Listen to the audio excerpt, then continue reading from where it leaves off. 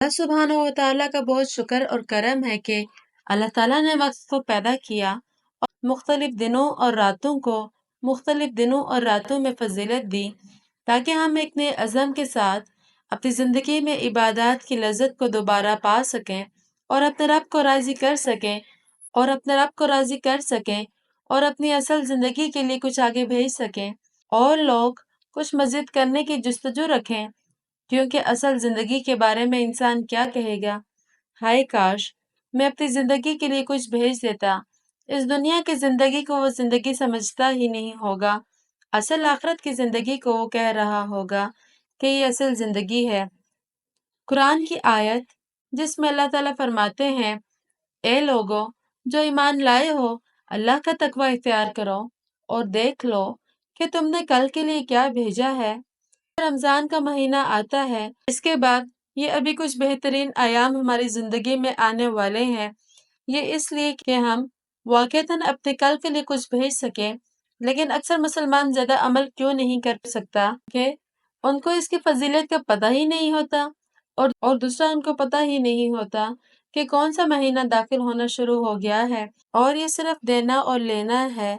अगर मैं आपसे पूछूं कि रमज़ान के बाद सबसे अफजल महीना कौन सा है जिसमें अल्लाह सुब्हानहू व तआला को रोज़े रखना सबसे ज़्यादा पसंद है, हम उलझन में पड़ जाएंगे, हम कंफ्यूज हो जाएंगे।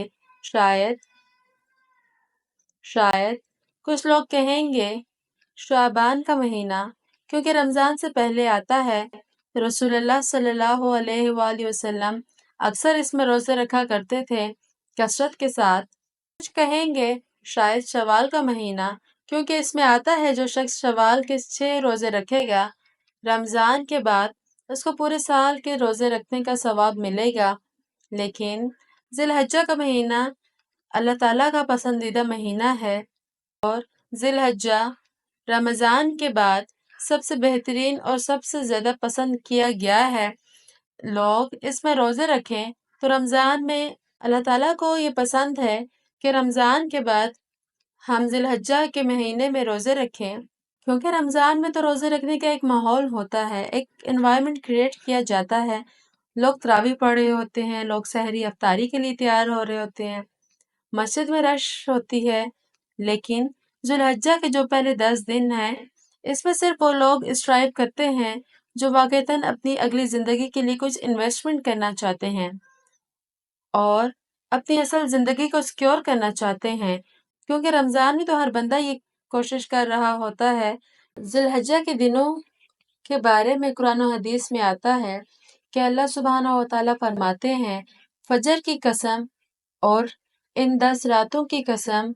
जमहूर उलमा कहते हैं कि ये जो 10 रातें हैं जिनकी अल्लाह ताला कसम उठा रहे हैं, इनकी इम्पोर्टेंस और इनकी इम्पोर्टेंस की वजह से ज़ुल्हज्जा की 10 की वजह से वो ज़ुल्हज्जा की 10 रातें हैं। और यहाँ पे रातों का जिक्र क्यों है? क्योंकि अल्लाह सुब्हानहू व तआला कभी अपने कलाम में रातों और दिनों को इंटरचेंज करते रहते हैं। जैसे ज़करिया अलैहिस्सलाम की एग्जाम्पल में देख लें, एक जगह पे आता है 3 दिन का रोज़ा रखो और दूसरी जगह पे आता है 3 रातों का रोज़ा रखो। सो ये एलिगेंस में शामिल होता है। सो अक्सर उलमाए जमहूर ये कहते हैं कि 10 रातें हैं वो ज़िलहज्जा की 10 रातें हैं जिनके बारे में अल्लाह सुब्हानहू व तआला कसम खा रहे हैं। और ये जो कस्में हैं हम देखें कि कितनी इम्पोर्टेंस है और कितनी सीक्वेंस कैसे इन कस्मों का अल्लाह ताला ने जिक्र किया। हालांकि रसूल अल्लाह सल्लल्लाहु अलैहि वसल्लम ने फरमाया, मेरी उम्मत के लिए बरकत डाल दें फजर के वक्त में, सुबह के वक्त में, this is best part of the day. बल्कि कुछ उलमा तो ये बयान करते हैं कि अल्लाह ताला जिस फजर की कसम खा रहे हैं वो यौम अरफा की फजर की कसम है और बेहतरीन 10 रातों की कसम खा रहे हैं। सो पहली कसम खाई best part of the day, दूसरी कसम खाई बेस्ट पीस ऑफ ईयर और तीसरी कसम का इवन मतलब 10 डेज की कसम खा रहे हैं, 9th to 10th ज़िलहज्जा, यौम अरफा और यौम हज, ईद का दिन और अरफा का दिन। और फिर फरमाया और अल्लाह ताला यहाँ पे रात के बेहतरीन हिस्से की कसम खा रहे हैं। और फिर फरमाया ये जो कस्में हैं ये साहिबुल इल्म और फजल के लिए बहुत बड़ी बड़ी कस्में हैं, ये इन लोगों के लिए कस्में हैं جو کہ they possess intellect knowledge. تو قرآن میں تو ان 10 ایام کے بارے میں آ گیا۔ حدیث میں آتا ہے، عبداللہ ابن عباس رضی اللہ تعالیٰ عنہ فرماتے ہیں کہ اللہ کے نبی صلی اللہ علیہ وآلہ وسلم نے فرمایا، اللہ سبحانہ و تعالیٰ کے راستے میں جہاد کرنے سے بھی افضل یہ 10 دن ہیں، جہاد کرنے سے بھی زیادہ افضل ان 10 دنوں میں کیے جانے والے اعمال ہیں۔ آپ صلی اللہ علیہ وسلم کے صحابہ نے جہاد کے بارے میں کیوں پوچھا؟ کیونکہ جہاد فی سبیل اللہ یہ اسلام کی چوٹی ہے اور اسلام کی سربلندی ہے، اور اتنے فضائل ہیں مجاہد کے لیے کہ ہم امیجن نہیں کر سکتے۔ آج اگر اس پر بات کرنے لگے تو ہمیں کئی دن لگ جائیں گے، لیکن صحابہ نے کہا جہاد سے بھی زیادہ؟ انہوں نے کہا جی جہاد سے بھی زیادہ، لیکن آپ صلی اللہ علیہ وآلہ وسلم نے فرمایا کہ جو مجاہد، وہ شخص جو سروائیو کرنے والا ہے، وہ اپنے مال اور اپنے نفس کے ساتھ جائے اور اپنے تمام مال کو بھی لگا دے اور اپنی جان کو بھی قربان کر دے اور کسی کے ساتھ نہ لوٹے، تو اس سے بہتر کوئی نہیں ہو سکتا۔ لیکن اس کے بعد جو اللہ تعالیٰ کو بہترین پسندیدہ اعمال ہیں وہ ان 10 دنوں میں کیے جانے والے اعمال ہیں، یعنی ذی الحجہ کے پہلے 10 دنوں میں۔ عبداللہ بن عباس نے اس روایت کو نقل کیا۔ اب ان کا کیا رد عمل تھا، ان کا کیا ایٹیٹیوڈ تھا 10 دنوں کے حوالے سے؟ سلف الصالحین فرماتے ہیں کہ عبداللہ بن عباس 10 دنوں میں بالکل غائب ہو جایا کرتے تھے۔ You can't find عبداللہ بن عباس، وہ اپنے آپ کو ڈیڈیکیٹ کر لیتے تھے تو عبادات، تحلیل و تکبیر اور تحمید اور تمام نیک اعمال کے لیے۔